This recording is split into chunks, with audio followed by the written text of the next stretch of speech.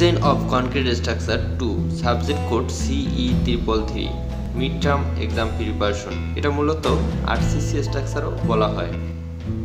দেবটিউবের পক্ষ থেকে আপনাকে আন্তরিক অভিনন্দন।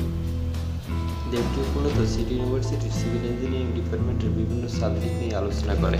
আজকের আলোচনার বিষয় ডিজাইন অফ কনক্রিট স্ট্রাকচার 2। প্রথমেই ফুটিং চ্যাপ্টার নিয়ে আলোচনা। ফুটিং কাকে বলে প্রথমেই এবং ফুটিং এর টাইপস দেওয়া আছে page number 1। Page number 2 step to be followed for design of a footing. অবশ্যই একটা ফুটিং ডিজাইন করতে কি কি ধাপ অনুসরণ করতে হয় এখানে মূলত সেটাই আলোচনা করা হয়েছে।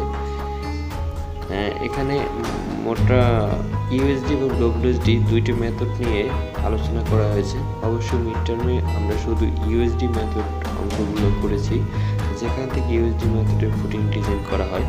এখানে মূলত ইউএসডি বলতে ফুটিং ডিজাইন করতে 9টি ধাপ ধরতে হয়। এখানে দেখা যাচ্ছে 8 নম্বরে ক্যালকুলেট জি বার রেইনফোর্সড বার, এখানে এস মিনিমামটাও করতে হবে, 9 নম্বর স্কেচটাও করতে হবে। পেজ নাম্বার 5 ডিজাইন অফ কনক্রিটের মূলত একটা অঙ্ক এখানে দেওয়া আছে ইউএসডি পদ্ধতিতে। এখানে dead load, live load, area দেওয়া আছে। এখান থেকে আপনি পেজ নাম্বার 6 হচ্ছে মূলত পাঞ্চিং শিয়ার এবং এলোয়েবল শিয়ার দুটোর মধ্যে তফাৎ বের করে। পাঞ্চিং শিয়ার এবং এলোয়েবল শিয়ার দুটোর মধ্যে একটা সাম্যতা থাকবে। যত সময় পর্যন্ত দুটো মানের কাছাকাছি না আসবে তত সময় ডিজাইনটা ইকোনমিক্যাল হবে না। অবশ্যই এখানে 2-3 বার ডিজাইনটা ইকোনমিক্যাল করার জন্য 2-3 বার পাঞ্চিং শিয়ার এবং এলোয়েবল শিয়ারটা বারবার করতে হয়। এরপর পরের ধাপ হচ্ছে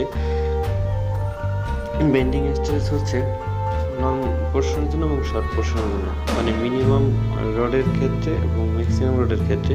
এখানে রডটা কীরকম হবে ওই বার দেওয়া আছে, যেমন 16 millimetre 4.5 inch centre to centre.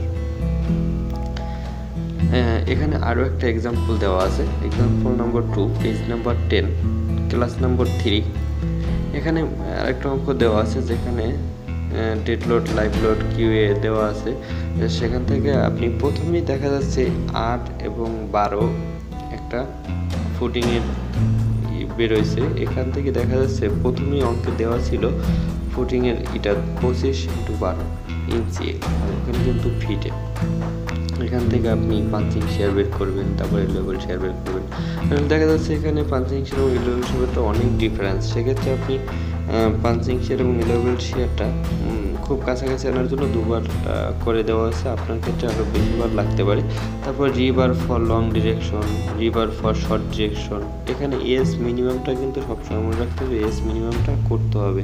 তারপর ব্যান্ড উইথের জন্য কতটুকু লাগতে পারে এবং নেক্সট স্কেচটা আপনারা একে দেখাইতে হবে কত মিলি রড লাগছে। যেমন এখানে 20 মিলিমিটার 7.5 সেন্টার টু সেন্টার এবং main rod 20 millimetre 6 centimetre centre to centre লাগছে। এবার আসতেছে ডিজাইন অফ কনক্রিট স্ট্রাকচার। মূলত সিলেবাসটা column design, foundation, stress concrete, retaining wall এবং শিয়ার ওয়াল নিয়ে। এখানে কলাম ডিজাইন বা লোড ক্যালকুলেশন অফ কলামের আলোচনা করা হচ্ছে।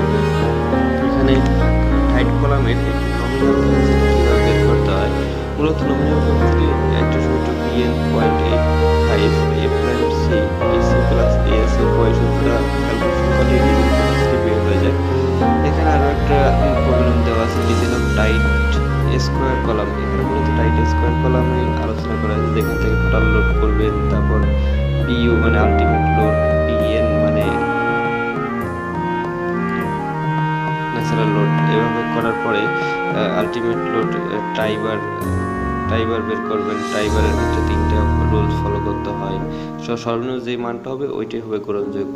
তারপর ডাইমেনশনটা করতে হবে। এবং এখানে আরও একটা প্রবলেম দেওয়া আছে, এটা হচ্ছে টাইট রেক্ট্যাঙ্গুলার। এর আগে আমরা করলাম স্কোয়ার, যেখানে একটা বি বেরোলে ডি অটোমেটিক বি ওদা ডি ওদা, কিন্তু এক্ষেত্রে বি এবং ডি আলাদা। এছাড়া সবগুলো একই, যেমন টাইট ডিজাইন স্কেচ টাইকে দেখাতে হবে, বারগুলো কেমন হবে, টাইপ স্টেজ সাইজটা কত, তারপর সাইজ অফ কলাম কত, সবগুলো ডিটেলস দিতে হবে। তারপর এখানে আরেকটা অঙ্ক দেওয়া আছে সিমিলারলি রেইনফোর্সড কলাম মানে স্পাইরাল রেইনফোর্সড কলামটা কীভাবে থাকে প্রথমে একটু ডিটেলস আলোচনা করা হচ্ছে এবং স্পেসিং কীভাবে বের করতে হয়। টাইট কলাম আর স্পাইরাল কলামের স্পেসিং কিন্তু একটু ডিফারেন্স। এখানে একটা স্পাইরাল কলামের প্রবলেম করে সলভ করে দেওয়া আছে। এখান থেকে মোটামুটি লোড ক্যালকুলেশনটা সেম এবং এক্ষেত্রে শুধুমাত্র আলফা এবং ফাইয়ের মানটা একটু চেঞ্জ। এছাড়া রো এজি মান অ্যাজ ইউজুয়াল বের করবেন। শুধুমাত্র স্পেসিংয়ে একটু টাইট কলামে এখানে ভিন্ন। স্পাইরাল কলামের ডিজাইনের ক্ষেত্রে স্পেসিংটা হচ্ছে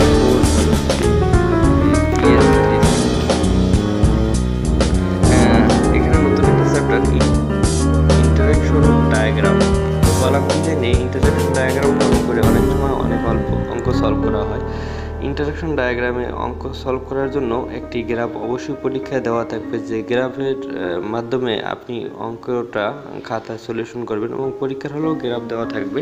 ওই গ্রাফ অনুযায়ী আপনি পোস্টে যে মানগুলো দেওয়া থাকবে গ্রাফে আপনি মানগুলো বসিয়ে একটা ফর্মুলায় ফেলে অঙ্কটা করে ফেলবেন।